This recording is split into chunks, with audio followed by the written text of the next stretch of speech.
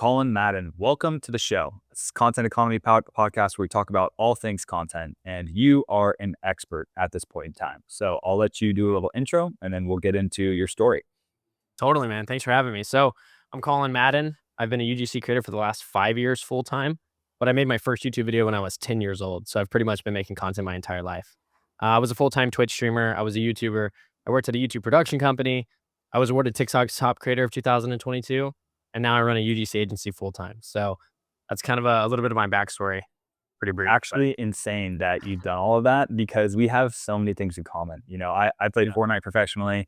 I started YouTube when I was like 10 years old, making like Call of Duty videos and stuff like that. Did the whole thing, which is funny. But how do you think that you got into UGC from being a gamer? Like, why did you transition? Well, to be honest with you, like I knew I just wanted to create content forever. Like that was my biggest goal. And of course, gaming was my vehicle, but I mean, really more than anything else, I just enjoyed creating videos. I probably had a very similar path to you. Like I grew up watching the Phase guys, the New York House, so on and so forth. And like I just wanted to do that myself. And their primary vehicle was also gaming. So I kind of just like fell into that niche, but I really was never a gamer. I just cared more about creating videos. I enjoyed like more of the personality side than anything else.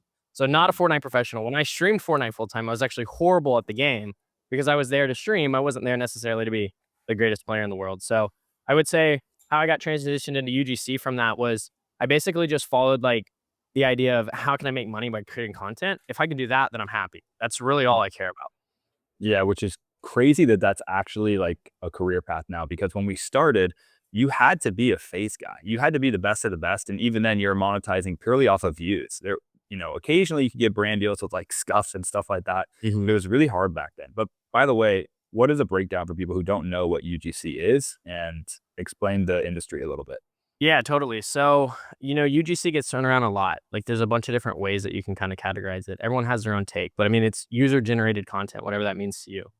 Um, but the way that I think about it is now is I've heard a bunch of different terms. I call it organic marketing. Essentially, creator creates very organic style videos that don't feel like influencer marketing. It doesn't feel like somebody's selling anything. It's just a very organic video selling a product or also advertising that product as something that is great, a great use case, so on and so forth. And you can do that on organic markets, or you can also run them on paid ads, so on and so forth. But that's kind of my take at it. It's hard to explain to your regular person that's not really in the industry, but Right. What I tend to say is UGC is simply making ads for businesses. And you usually now do that with just an iPhone because they're so good, which makes it applicable for pretty much anyone that's trying to make an extra $3,000 to $8,000 a month. When I started, I was stuck in the sales job and I was posting social media content, just praying I would hit some sort of home run to do content for a career because, going to work every day, doing sales, no passion there. It was pretty terrible. So I got my first deal, was extra 4K a month. What was your first deal like when you started doing UGC? dude, it's such a funny story because how I got introduced to UGC, and this is the reason why I say it's so broad, was because a lot of the videos that I were doing were for mobile games on paid advertising channels.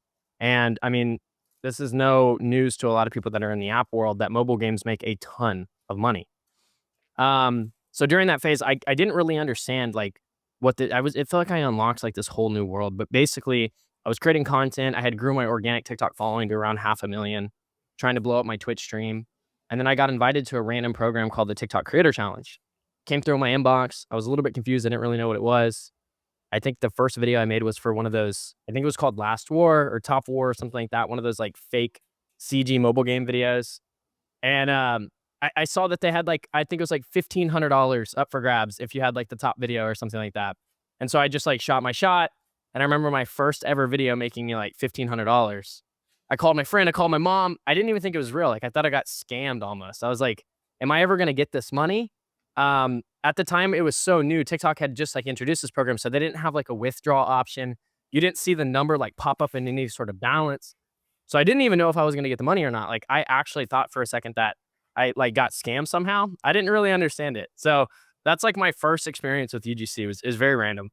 I used to hate those ads, bro, because I would be on TikTok and I would like download those games like Last War and the ads look Yeah. great, like kind of like round based zombies kind of thing. And then you'd actually play and it was never the experience is always Nothing doing like the bad. ad.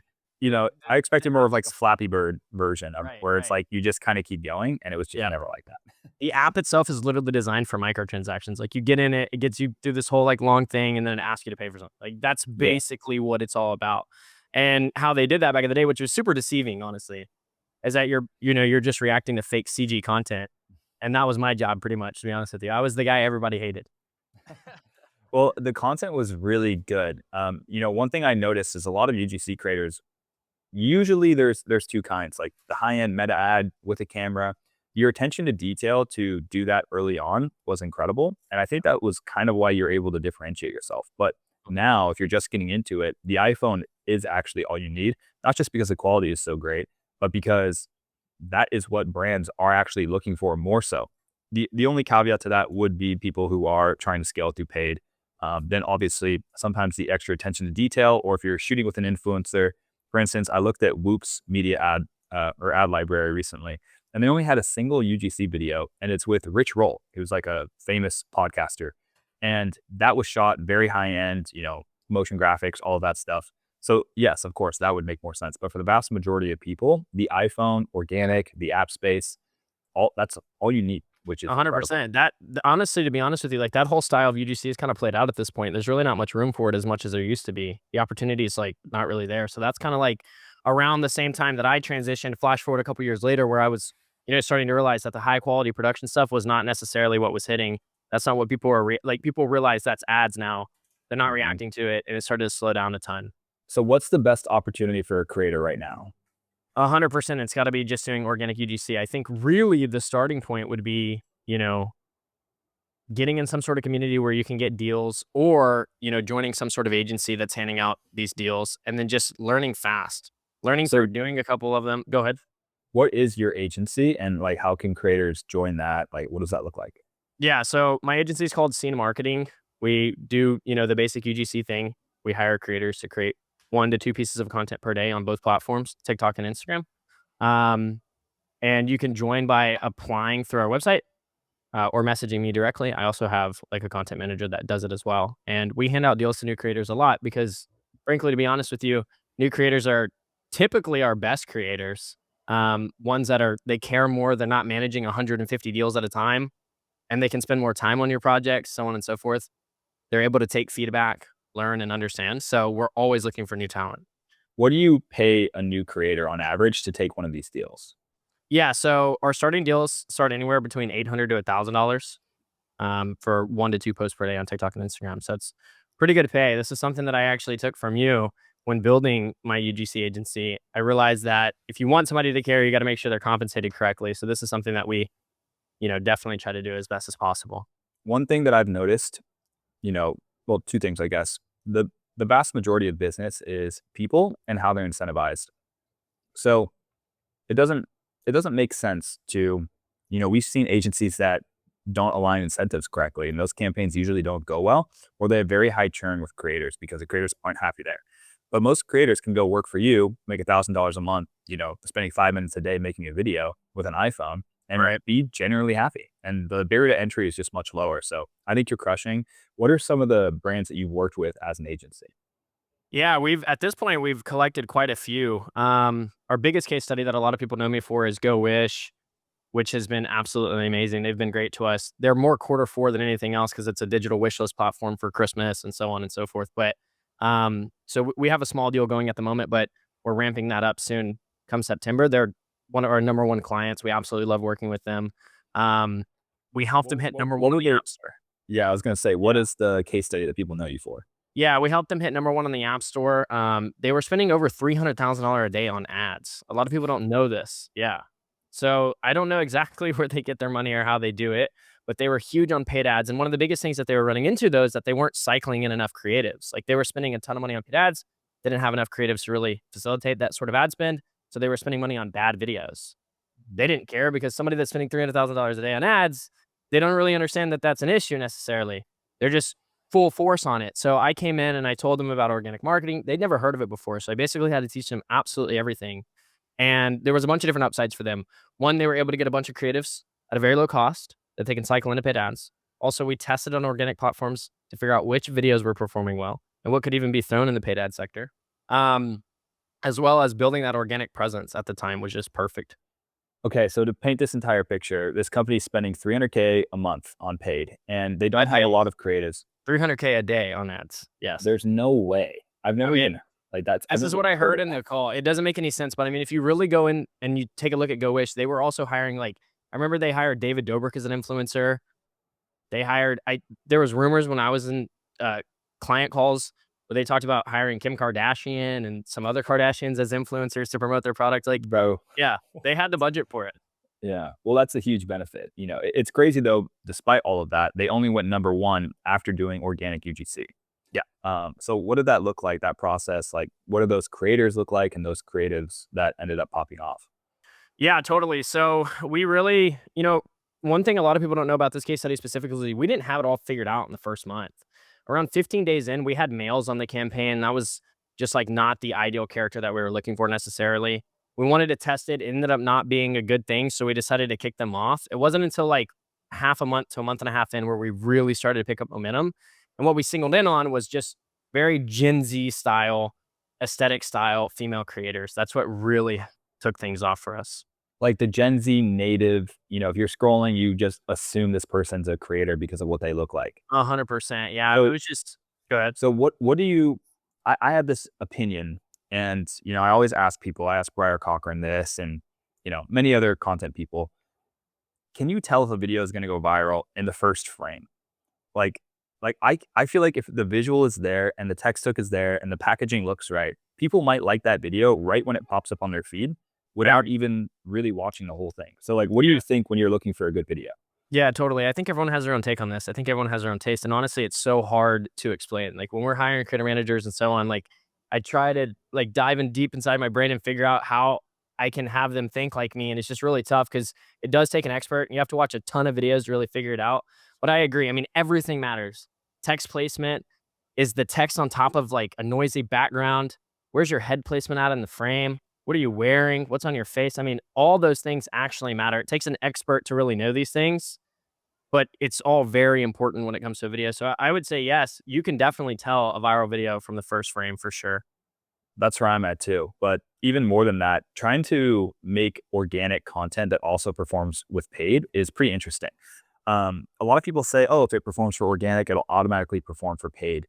But I guess it depends what kind of paid campaign you're running. Because if you're doing like a CBO campaign on Meta and you're using a organic TikTok video that went viral, sure, it might perform for top of funnel or it might have a high whatever, but it's usually not going to convert really well. So do you also mix in high converting, maybe middle bottom funnel organic content as well for campaigns, or are you trying to go purely for views? Yeah, totally. So everyone's case study is a little bit different. I think for GoWish specifically, it was a lot of like just awareness, top funnel awareness, because they're running so much money on paid ads. But what we did actually is we also facilitated them some paid ad creatives as well, which were a little bit more sales like. And you're exactly right. We hit it right where it needed to be. You did a little bit of both. You kind of ran that fine line between organic video that doesn't feel like an ad, but plus enough sales like for it to actually convert. And so So that all was something that we did.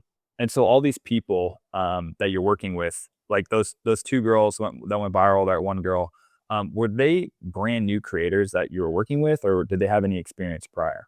Yeah, the creator that went like mega viral, did 100 million views. She's been a creator for a very long time. She had never done organic videos before. So this was new for her, but she was doing a lot of paid ad creative stuff.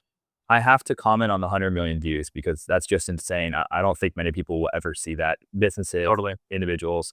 How much of that was organic versus Spark ad or essentially boosted via paid after it was already performing? Right. It's kind of hard when you mix the two. We know that it definitely did over 10 to 15 million organic before they actually Crazy. turned on the Spark ads. We allow our clients to use Spark ads for free if they want to. We just give them the code and they can do whatever they want with their team. If they work with us, obviously it's a different story. But what we theorize, and I think this is like the general consensus around the room, is when you spark a video that's already growing organically, you typically have like a nuclear video. Like if you do it with the right timing, you can also hit organic audience and paid audience all at the same time. So it's a little bit hard to really know exactly what those metrics turn to. I would say that I know for 100% that it did 10 to 15 million organic. The rest was likely to be sparked. Yeah, which it contributes to both. So if Totally. you spark a video I mean, I know like how much was paid and like that sort of thing, but if you were to spend $8,000 on any organic video, you're not getting returns like that. It only Right. the creative matters so much. I'm just blown away. Like 100 million views is insane. And Totally. you know, if you're a brand and you spend 10K for a collaboration with an influencer, or you pay an agency like yourself and you have 3 to 5 creators that are making these videos every single day for like the same budget, like how is that not better? Like Right. do you have any brands at this point that are like, no, we want to do influencer marketing over this? No, I would say no. I mean, I've heard a few things where some people, there are a few products that are influencer marketing heavy that still work, but no, you're absolutely right. Like there's still so many people that don't really necessarily understand that short form really rewards like consistency. It doesn't really matter what your follower account is, so on and so forth. There's still like there's still a few people figuring that out. So, I it's think taking time, but I think you'd be surprised. Most people have no idea, and I yeah, talk to people every day. Just because we see this stuff all the time, and we understand what's going on in these spaces, the vast majority of people have no idea what's going on. So when I talk about taking anyone off the street and becoming a content creator, you do that apparently. I've done it a few times for my own app, Artech, that helps creators make better content.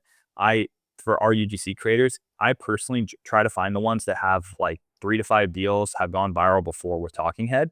right, So that way they don't, I don't want to work with people that do have like 10, 20 deals and have too much going on. They're full-time creators. right, I am looking right. for people that are kind of like transitioning in and get their first viral video because they're very motivated. They're like, wow, this is actually going to work. I'm going to make money from this. Great. Um, what does that process look like for you for training a creator that's brand new to getting to, a viral creator? Yeah, totally. So, the thing is that you're right.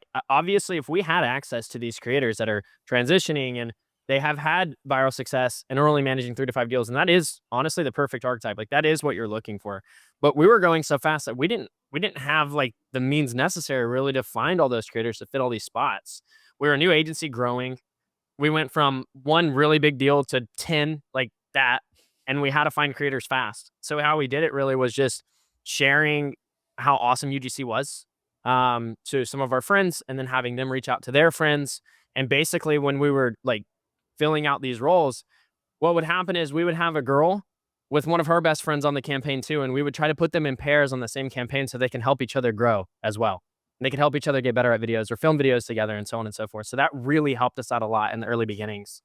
Um, and then just basic stuff. I mean, every campaign we have a call with them, and we walk through everything in detail, even if it seems redundant. We talk about text on screen, text placement, using certain audios, when and why, so on and so forth, which helps out a ton as well.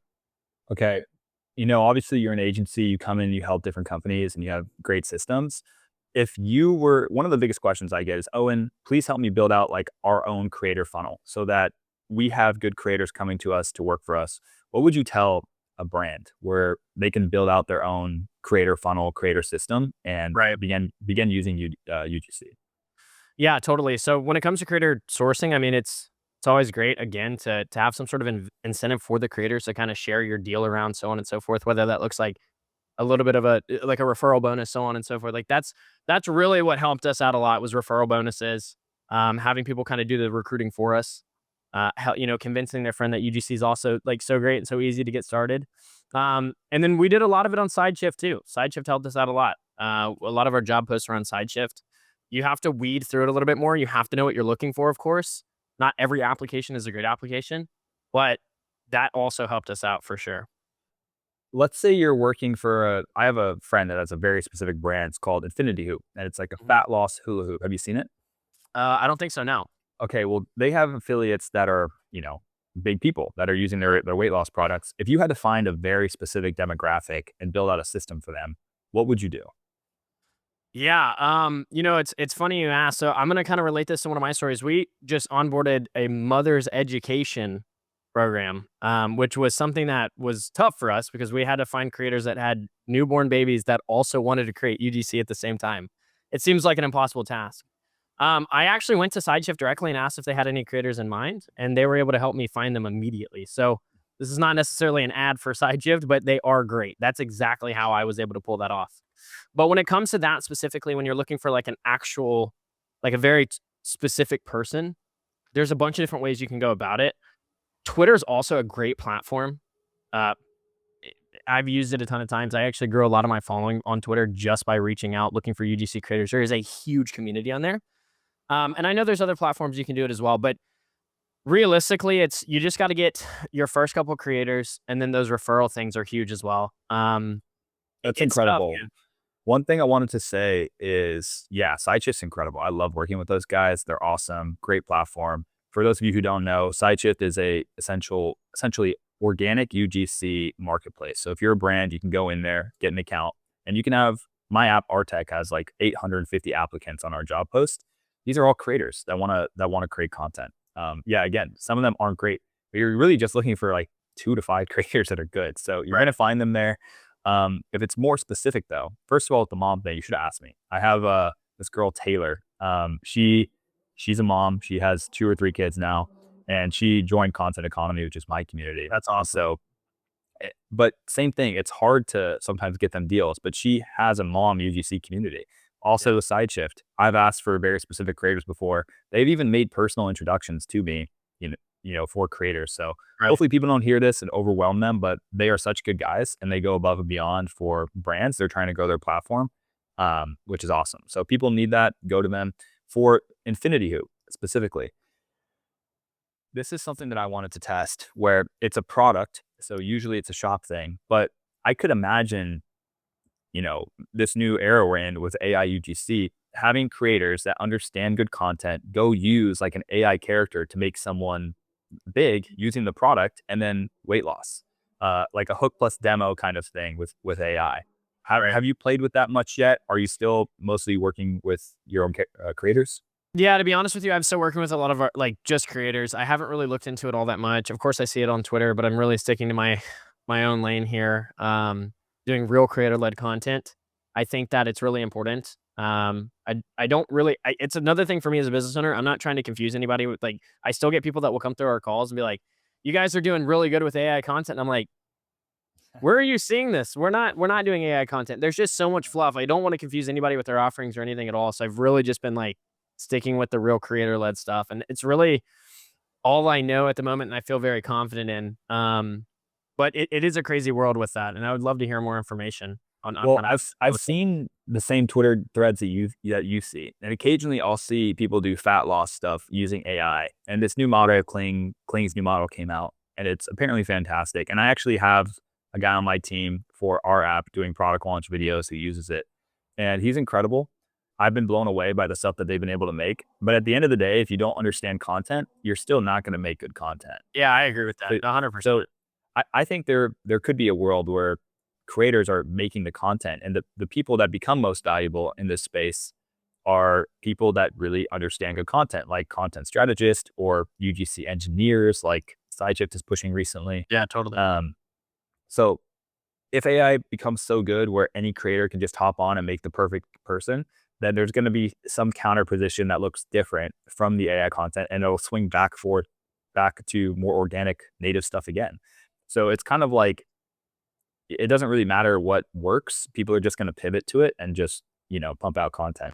Yeah, I agree. It's crazy, man. I mean, every time I see one of these new Twitter threads pop up, then plus you got new Claude bot and so on and so forth, where people are just pumping these things out automatically. It's very interesting, dude. It's mind blowing for sure. The nerds are printing money right now. It's complete gold rush for sure. It's fun to It's watch. crazy. It's like I'm sure you feel this way too. Like as an entrepreneur, I've tried so many different things. Like mostly it's all driven by content, but I've hopped around a lot and tried a bunch of different things.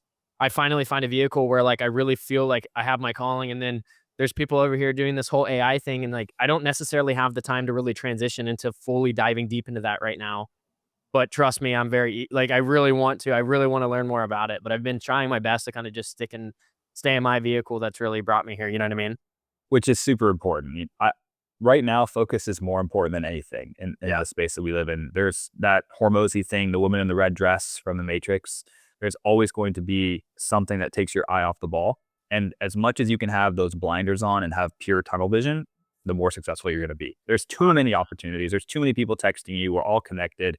You have to kind of be ruthless with your time and your focus. And over time, by the way, Colin, if you continue doing what you're doing, you're already an expert. You're already one of 3 people I know that have agencies doing 6 figures a month. Right. helping brands grow. That's extremely valuable and rare. How old are you, by the way? 22. So you're 22. Imagine 10 years from now. Maybe Right. it's just purely AI content, whatever, but you're still going to be the expert. Yeah. So it doesn't really matter what the vehicle is, which is crazy. Yeah. I agree. We utilize AI, of course, within the business, but nothing to do like creating actual content. And yeah, it's a rabbit hole that I believe I'm probably going to go down eventually. But at the moment, I'm just kind of like making sure that I'm staying focused on what like you said. Um, So y- at this Go ahead. point, I would love to learn more about you because Right. we know now how you got into it, your love, your affinity for content, your case studies and results. Why at 10 years old were you driven to do YouTube, do social media? How did that all begin? Like I want to hear about your upbringing. Dude, it is so funny you ask because honestly, this is something that I've thought about a lot. Like, what really called me to picking up the camera and trying to make videos? I think it was really just like one of my earliest memories was watching other YouTubers and being so excited to see like whether they're playing Minecraft or playing Call of Duty. Like, I was just into that. That was my thing. But it's funny you ask because I love to teach people. I've been a mentor myself in the TikTok Creator Challenge program. I help people make tons and tons of money online. I love doing it. Um, and occasionally somebody comes to me and says, "Well, Colin, I don't know what I want to do with my life." And I can't help them because I could never relate. I've always known what I wanted to do, and that's one of the biggest things that kind of, like, hurts me when it comes to being a educator. Like, I don't really know how to reason with those guys because 'cause I've never had that problem. And so it's kind of unknown what really, like, brought me to wanting to make videos. It's just, like, the first thing I ever wanted to do, and I What just did kind of your fell in dad love do? with it. My dad is actually he's a regional vice sales president of a trucking company. They sell 18-wheelers. Wow. So he has experience, essentially, maybe high charisma, high openness to experience, some of those traits that translate very well, and the big five personality trait thing Totally. to content. Sounds like that could be part of the reason you're just genetically predisposed to liking social media. You get to be Yeah. out there, show your face, all of that. Super interesting. What about your mom? My mother was a real estate agent for a very long time. She's Okay. now Now, retired. now we're getting the picture. Now we're understanding. Okay, these people, their careers are essentially built on relationships, Yeah. talking, and having charisma. Right. Pretty incredible. How much do you think?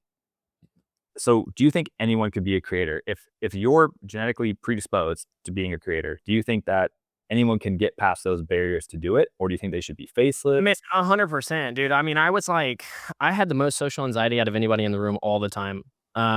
And like, I probably necessarily didn't like, and I kind of grew past this, but there was times where I was making YouTube videos and I was scared of what people would think and so on and so forth. But I was able to grow past it myself. So I believe more than anything, I'm not necessarily special. I really enjoyed content. I kept pushing, and then eventually it happened. So, you think it's more of like a reputation thing rather than a pure predisposition?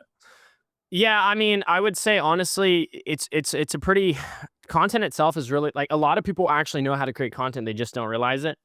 Whether they're creating content for their sorority or doing it for the coffee shop that they work at, a lot of people know how to create content.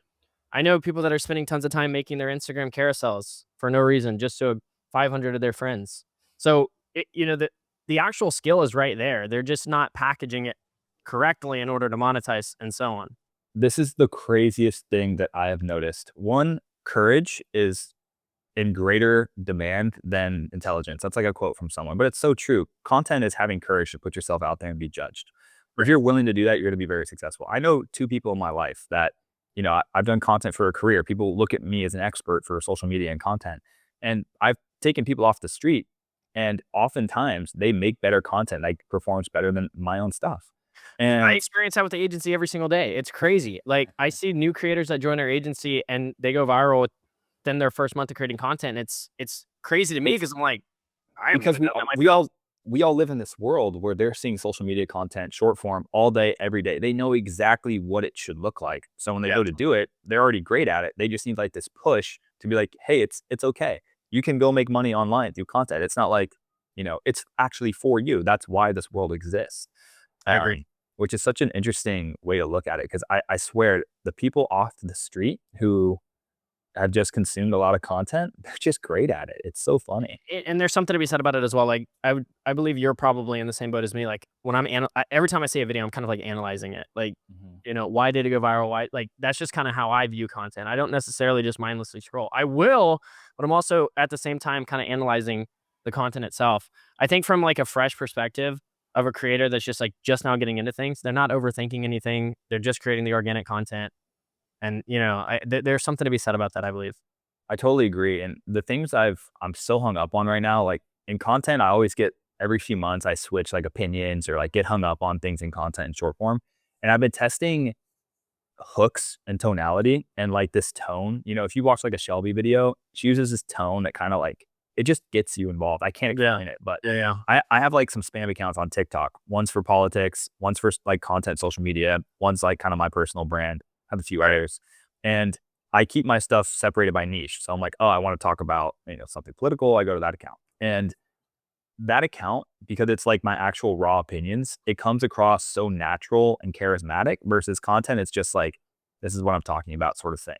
Yeah. Um, it's such an interesting thing. So I think to grow in social media, like, if you're gonna do that, you need to have that kind of for instance, you could start talking, like, clear your throat, just super organic stuff, that seems to rip. I'm not sure your opinions on that, but I agree. Yeah, I absolutely agree, man. I've played so many characters online. Like it's from doing, I was a streamer, then a YouTuber, then I was playing games, and then I did UGC, and I've done UGC for thousands of brands at this point.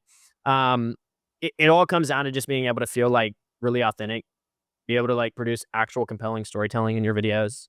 Um, and there's a bunch of different ways you can go about that. Like one, taking deals that only resonate with you, so on and so forth. Like there's a bunch of things that you can kind of point the finger towards on why it happens. So I totally agree. I typically find my best performing videos are when I'm not even thinking about it. I'm just like making a video on the spot. took you 10 seconds, was super natural, you came across natural, it's your true opinion. People just sense that, and it's very important to come across that way. The only people I've seen who can do that are actors, where Yeah. it could be any brand, they don't care, but they can just get into character and do it. That's crazy to me. For our app, our tech, one of our creators, Josh, is an actor. Yeah. So he ended up going viral for motion. So I recruited him to create for our brand, and I was just blown away by that. That I he think can it's get so into funny. character. It's crazy. Well, I think it's funny though. I mean, UGC kind of teaches you how to be an actor as well. Like I've definitely got a lot better at my on-camera skills when it comes to like being thrown around in different directions. Like I mean by being, playing different characters. But tonality itself is really important. Like that's something that does take a lot of practice. You can sit there and read a script and play like kind of a character and put on an accent, but it's really about like how you're messaging, you know. 100%. Tonality, hanging on words, emphasizing things, mispronouncing things at times, like all of these different things contribute to good content. Um, a lot of times people are like, okay, here's my script. I'm going to make sure I say it right. And it's actually not about saying it right. It's about being the person where it relates to people that you're targeting. Right. So it feels natural, which is super interesting. But Yeah, there's a big misconception, man, when it comes to UGC. Like people, it's really hard. Like the biggest thing I see is that people are being too salesy. Like you're mm, you're, you're just being way too salesy. Like it's like you're trying to push something, and you can sense that from a mile away. right. So And what do you tell creators to come off more natural? yeah, I mean, it really does just come down to like just take a deep breath, understand like what we're doing here, because it's easy to get lost in the sauce. I mean, I do the same thing every day. Like I also create content and I'll be like reading a script or whatever, and I'm like, man, I sound too salesy, and I'll redo the video 15 times. But it really takes time to just like take a deep breath, calm down, really find like yourself, and just like chill out when you're recording your video. I think that's the biggest thing. Like people will just kind of like rush it out. They're just reading the script word for word, sort of thing. So I always tell them just to kind of, relax, really understand like this is supposed to be organic. And if you do, it comes down to a lot of things. Like maybe don't follow your script. Maybe just read the script. Make sure you understand, like, okay, this is what I'm trying to pull off here. And then just do it from the brain. You know what I mean? Just take your phone out and film your video. 100%. What are you betting on as a creator right now? By 2030, the tech is going to be insane. Like, where are you spending your time day to day so that in a few years from now, you're going to be very well positioned? Yeah, totally. So I do a little bit of everything. People think it's crazy that I actually create content myself, but I always say you can't own a bakery if you don't know how to make bread, and that's my goal. Like I want to always do UGC. I always want to make content. So I create content myself, position myself as like also a great creator, not only a great creator, but also, great at the UGC side and running these campaigns as well. But I'm really well versed in a bunch of different things. I think this comes from being creative at 10 years old, making videos. Back then we didn't have editors, we didn't have people we could go hire, thumbnail designers, so on and so forth. So I learned how to be fluent in Photoshop, Illustrator, Premiere Pro.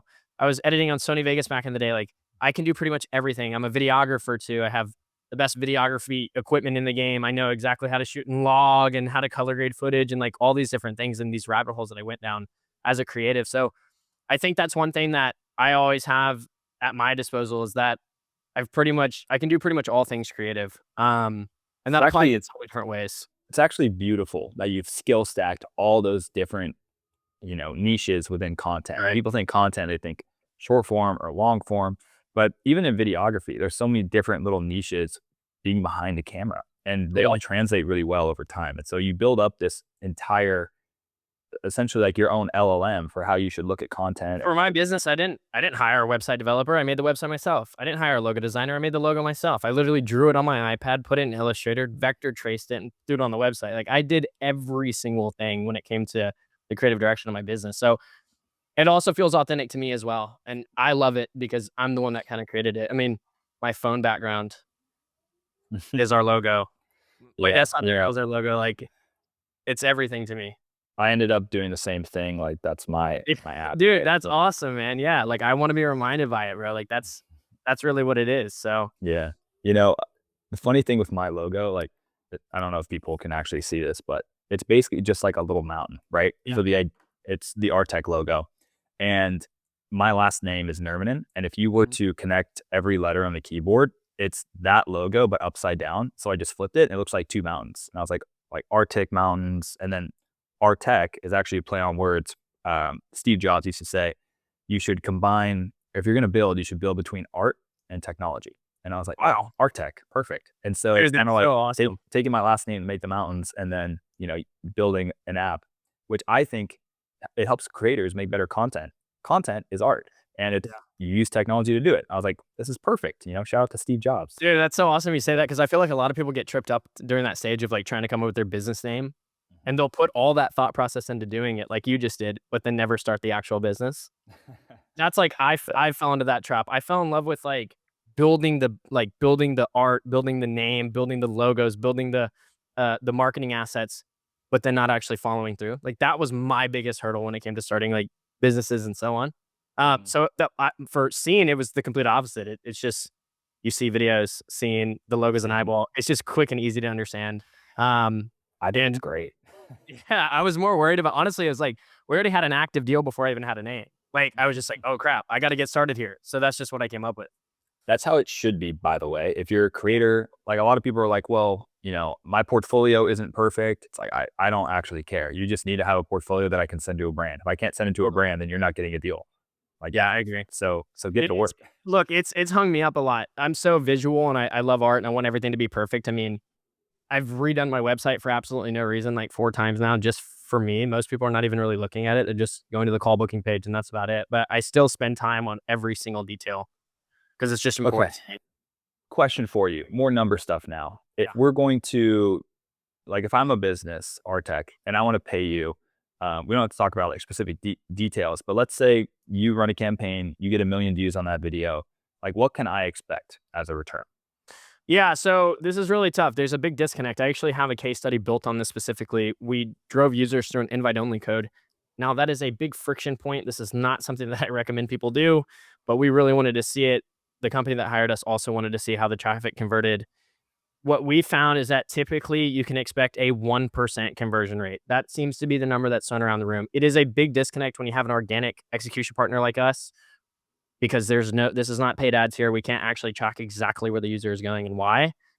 But that's what we have found. This gets thrown around a lot. It's really hard to really pinpoint it, but that would be my answer to that.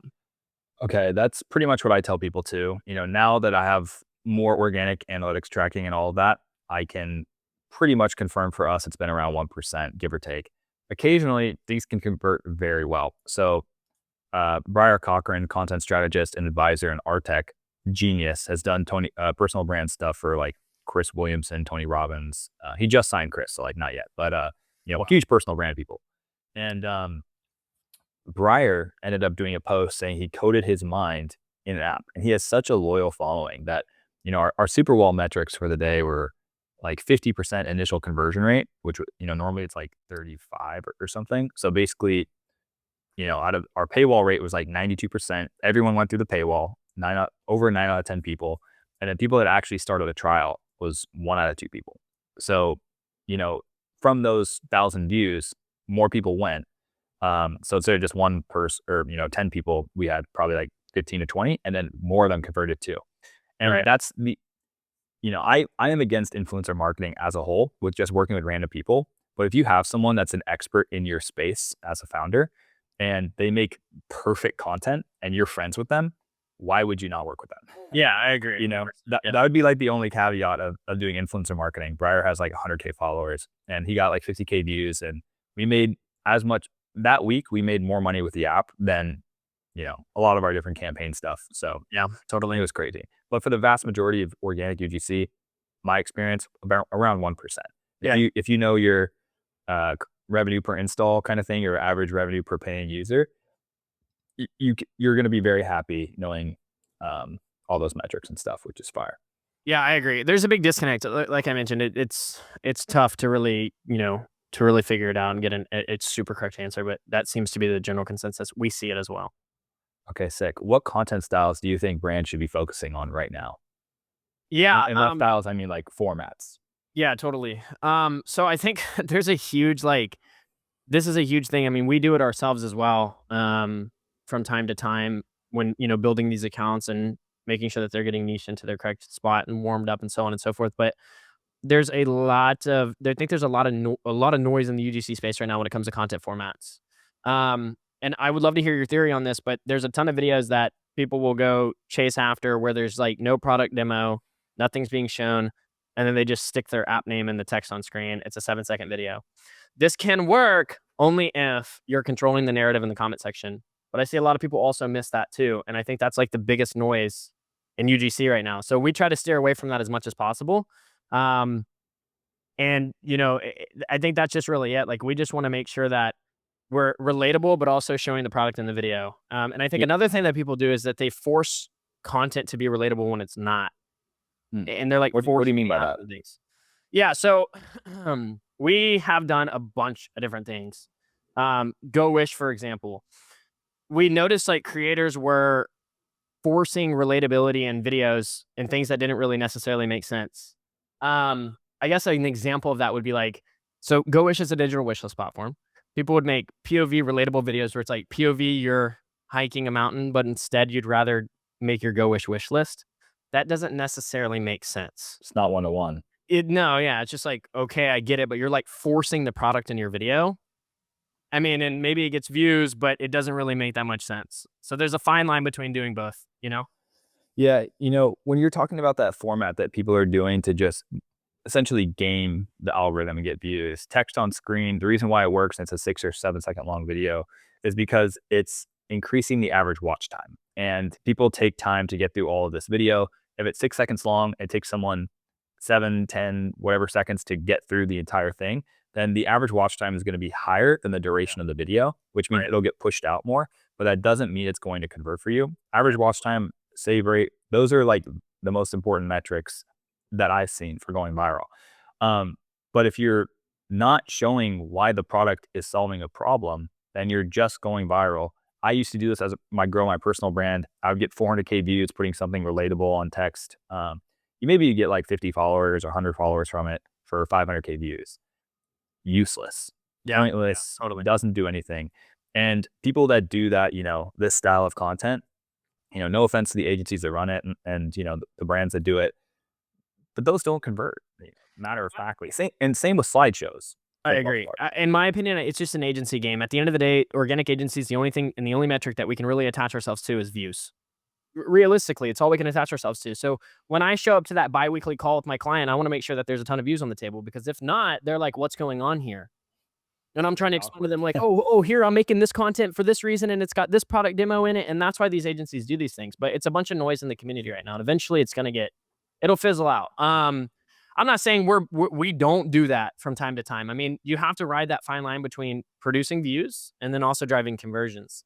And we do a little bit of both of them. And there's theories on why we do it, but yeah, that What seems do to you be like a big problem. what do you think is the highest converting format that brands would care the most about for organic? And then two, let's say you have 3 to 5 creators for a brand. Do you split up which creators are just going to get views to make sure the campaign is like going okay, or do you go Yeah, all high so converting? totally. There is some strategy here, and it really comes down to setting the client up with the right expectations. You don't have to do a view farm slash conversion farm split when the client knows exactly what the goal is here. If I tell the client, hey man, I'll be honest with you, that our first biweekly call, we might not be able to deliver you 150 million views. We're probably going to be talking about low metrics because this is what we're doing. So you asked, what's the format that typically performs best? It's talking head. But typically, we find that talking head videos typically produce lower views on average, time after 100%. time, until you have that one video that does really, really well. That is what it looks like. And it sucks because your client is watching these videos and they're like, these guys are barely even breaking 300 views. What am I even looking at? What is even the point here? And then that one video takes off and they're like, And they're oh, okay, I happy. get it. I get it. I They get it. they check their notifications and their phone is just blown up and they're like, "Wow, we just made a lot of money. Great." Yeah. It's kind of like gambling a little bit with the algorithm. But Right. I found that there's a way to negate that, and I think that's with a 3-month minimum contract. The Right. brand can commit for 3 months. With good creators, you're going to go viral. 1 month, sometimes it's a coin flip. It's a little sketchy, and I don't like running the tests like that. I'd rather like, "Hey, let's just get you results." It might take I 2 or agree. 3 months, but you're gonna be way happier with me. I'm gonna get more client referrals. That would be my suggestion. And just to kind of add on to what I had to say, like there is ways that you can also make converting formats through the 7 second videos. I mean, there's other ways that you can do it. And we have a bunch of theories on that. And we also test it. I'm a super visual person, so I have like a huge board of like why videos convert and why they don't, so on and so forth. And it's funny that you say that. Definitely over a 3-month period is where you're going to find your most success. Tweet this out almost every day. I say it. I show it to all my clients. The guy mining for diamonds. One of them turns around when he's this close. This guy's like trucking for the diamonds and he's about to hit it. That's UGC. It really is. Like most people will give up right before they strike the diamonds, and it's just because they didn't test enough volume. Bro, it's so funny. I see you tweet that out like all the time. It's It's hilarious. so relevant to every client I've ever worked on, every case study it's so relevant for. It's almost a valley of despair graph too. Do you know that one? I don't know. When you start out, and I don't know like the X and Y axis terms, but basically like X axis is time. Yeah. So when you start out, and maybe it's like confidence level or something on the Y axis, and you start, there's no time and you're very highly confident.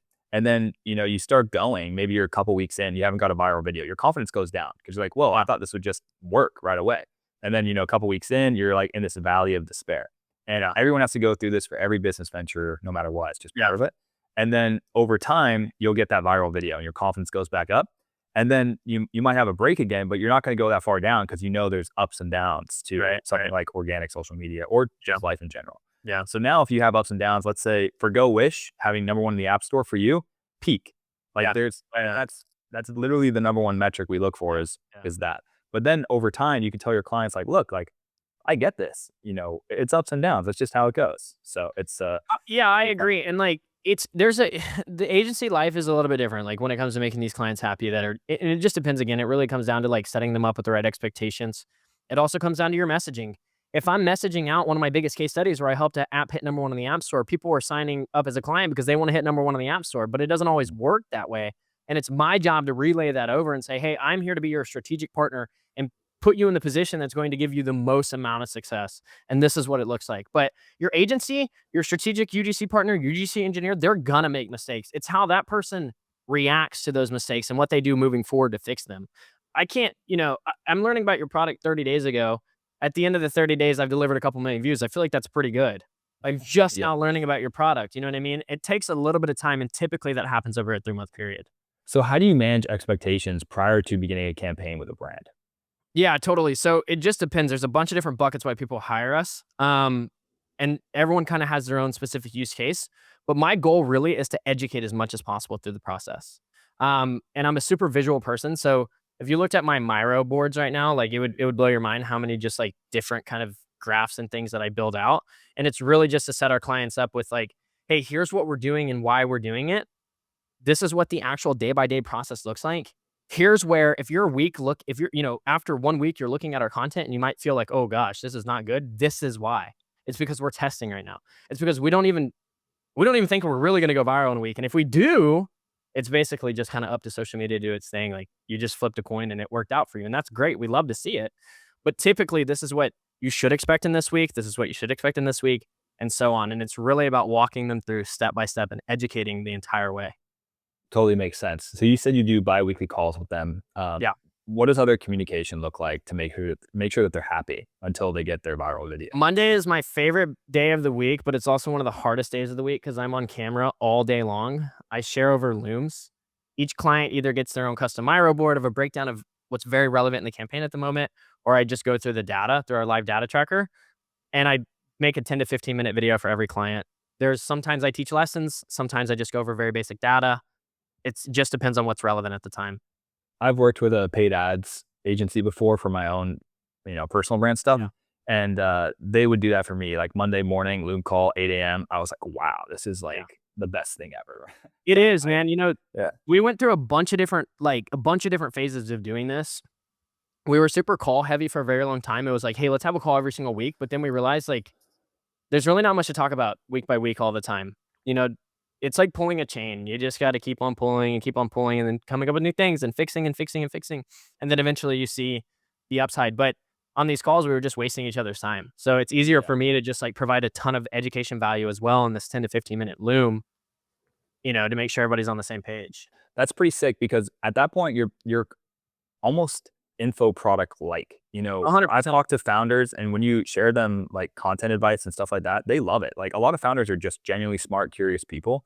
So if you're doing that on these calls, they get a 10-minute Loom, they're probably excited. They're like, oh, I didn't know that. That's really cool. That Yeah, makes totally. sense. Like, and then they feel like you're holding their hand more too. If you look at any of the big UGC, like, info people in the space, or anybody running a big UGC agency, there's one biggest thing that you'll see all the time, and it's data. They always talk about learning from the data, the data, the data, the data, the data, and a lot of clients don't understand that necessarily. All they want is results. Like, and I could understand that, but I make sure that they're educated on the ideas of, like, hey, this is why we're doing these things so we can learn the data first, so then we can produce the results. But we have to go through this phase. Typically, it's only the first month. Like, the first month kind of goes that way where maybe they're just a little bit anxious about how things are going, and it's because they've never been through this process before. And it's my goal to make sure they feel comfortable. And that's where it's really, really important to provide as much value on the education side as possible. Do you have a couple questions real quick. What do you use to track your campaigns? SideShift. Okay, sick. Same. Yeah, SideShift Love is great, man. Yeah. Yeah. Okay, sick. And then in terms of managing client expectations and setting them up to understand what's going to happen that first month, do you have any long form YouTube content that kind of explains like a 3-month UGC process or like some pre-sales call thing that you can send them to set up expectations?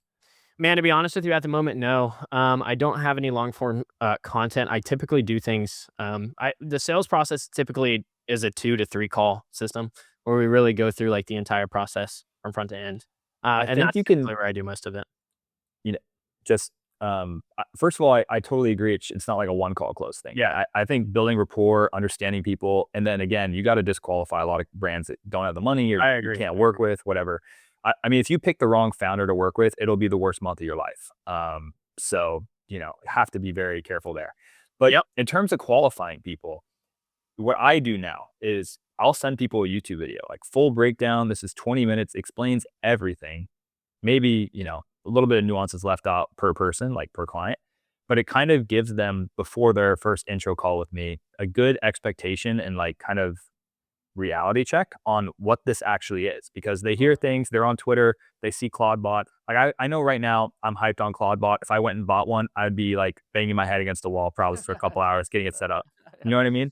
So I just like to send them like a reality check. Like, are you sure you want this? I saw you scheduled a call. Please watch this video beforehand. It'll just make things way simpler and we'll have better communication going forward. Right. Right. So that'd be like a little thing I would I make. agree. It's definitely something, YouTube is something that I definitely want to get into. I'm super, like, I love education. I love doing it. I love teaching people. So this is something that's definitely on the radar for me. The Um, thing the thing is it's essentially the Loom videos you're doing right now, you could yeah. just upload to YouTube, and people would be so happy. Maybe you get 100 views, 200 views on them organically.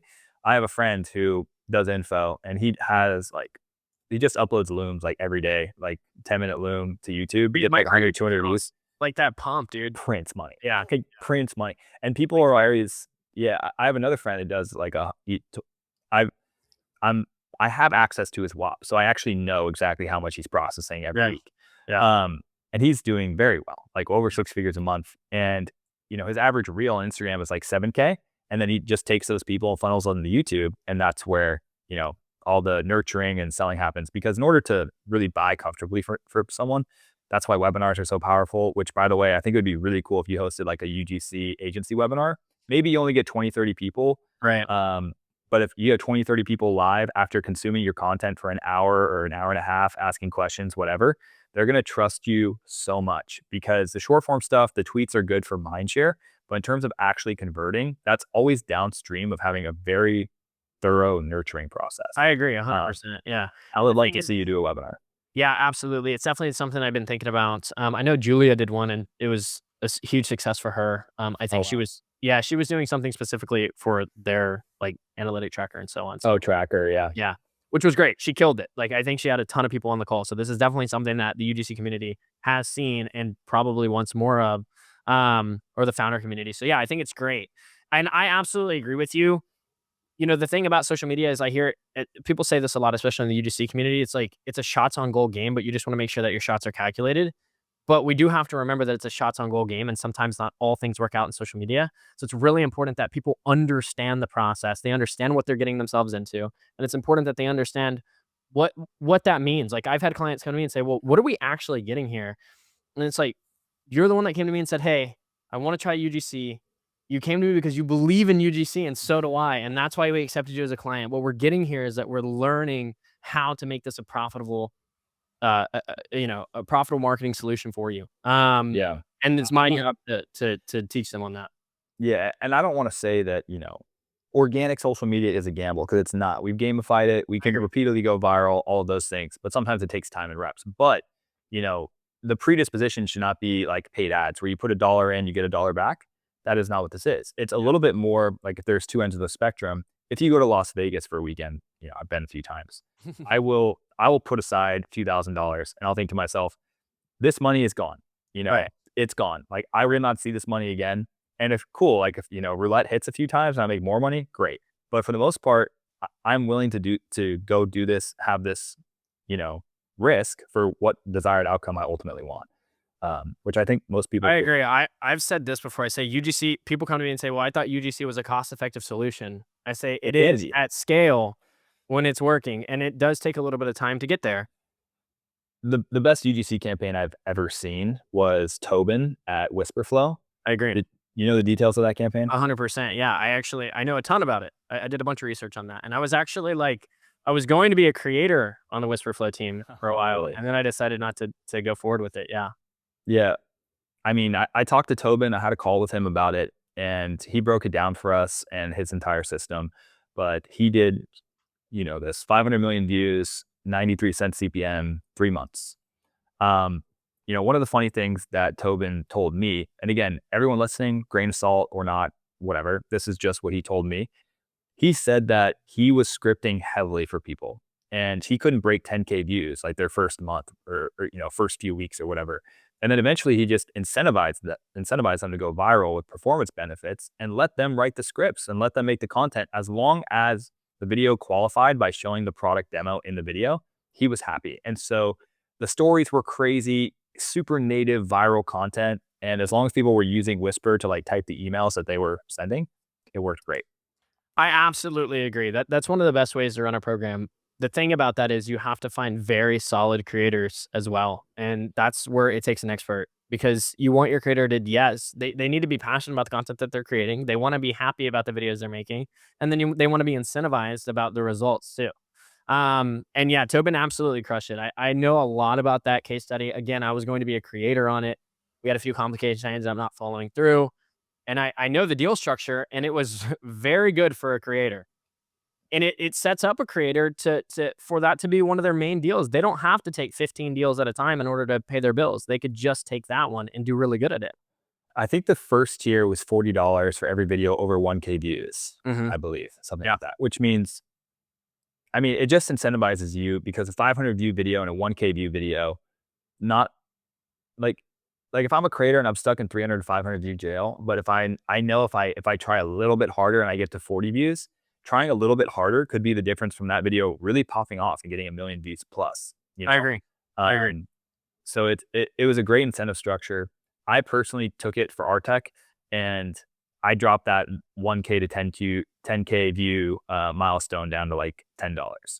Yeah, yeah. I just wasn't willing to do. I don't have pockets like Whisperflow. You know, maybe we'll go raise 30 million and we can do it. But Look, I was gonna say, man, to be honest with you, you can build a pretty successful UGC program as long as you've got the money for it too. Um, you 100%. know, you Yeah, definitely have to have the pockets for it too if you really want to build like the biggest case study in the world. Like it takes some spend for sure.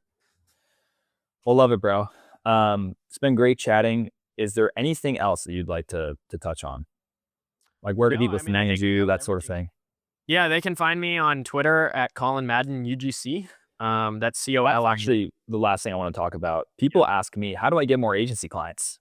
Twitter, What man, do you, what do you, 100%. do? What, I don't know how many times I have to say, I'm like a broken record. The founders are on Twitter because they're smart and they like to read. It's that Well, simple. if you looked at my Twitter engagement right now, which is pretty healthy, I mean, it's not horrible, but I'm not getting 100 likes to 200 likes a tweet. I mean, I'm only getting a handful, but they're qualified people. I only have 2,800 followers, but it's all qualified people in the right niche. I've talked to some really big people. I mean, I've talked to a guy that was ex Tinder. He helped them grow for a very long time. I've talked to some huge people in the tech consumer world from Twitter, which is just wild to think about. But yeah, my engagement's really not that crazy. I'm actually tweeting out real value.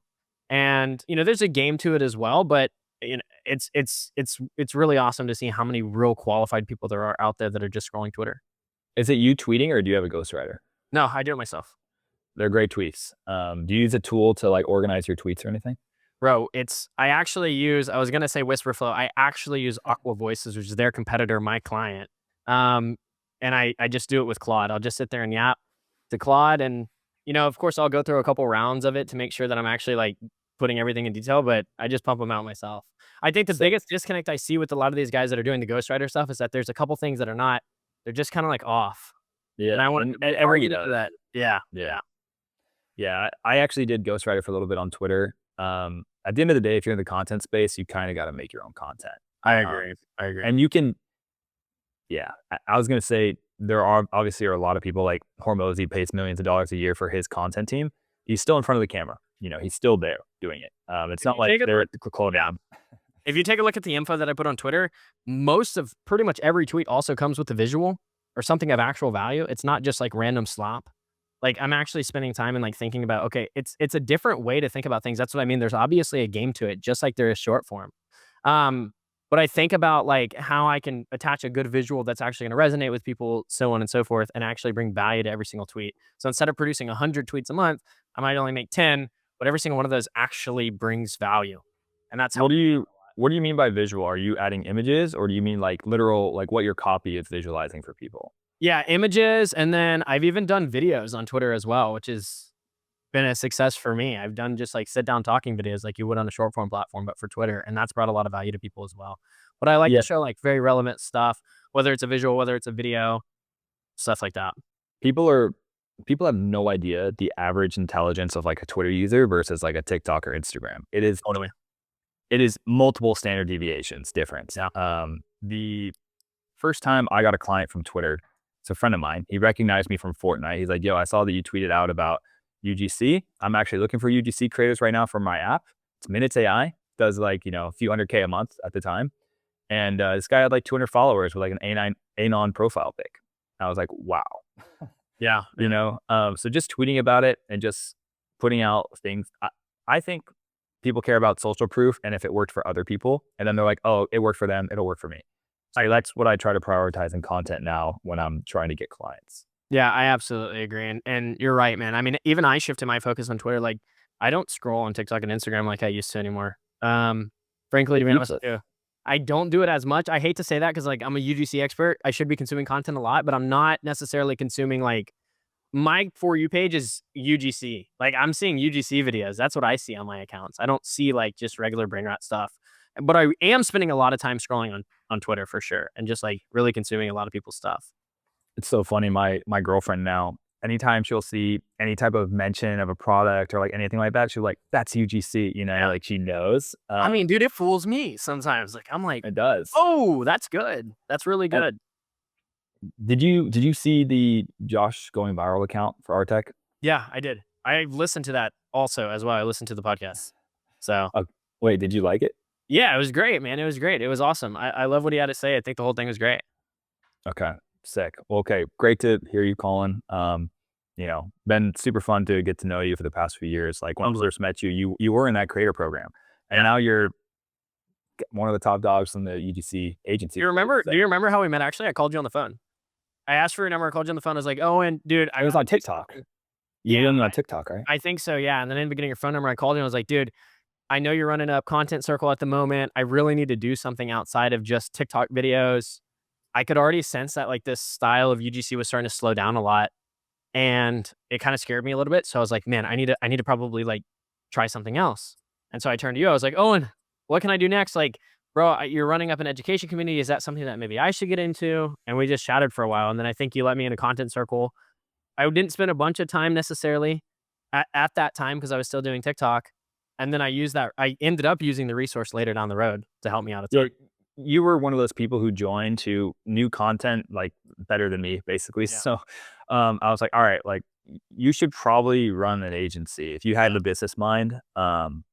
So I'm just very happy that you ended up doing that. And who knows what you're gonna do? Do you think you're gonna stick with the agency for a while? You think you'll launch your own app or product? I know I we think I talked want about to, the woman in the red dress, but yeah, I want to launch my own app eventually. But at the moment, man, to be honest with you, like, I think that there's such a huge market for another big agency to step up and change the narrative a little bit.